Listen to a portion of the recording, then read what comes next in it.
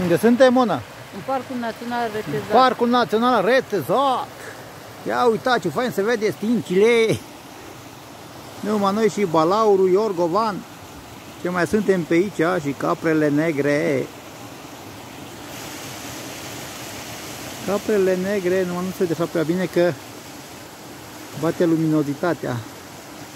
Încerc să filmez așa cumva.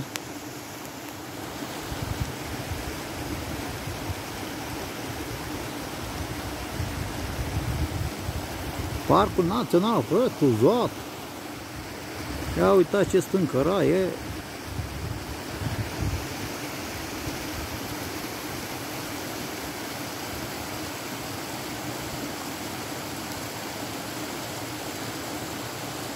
Frumos. Iar noi cu ATV-ul. Noi cu ATV-ul.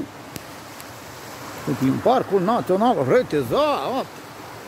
Cu căciulă în cap. Și cu mănuși pe mână. Și cu haina asta ronchioșoda grosă. Că nu mai putem, e frig. Mai înaintăm, că drumul mai merem și noi. Vă lăsăm. Ceau.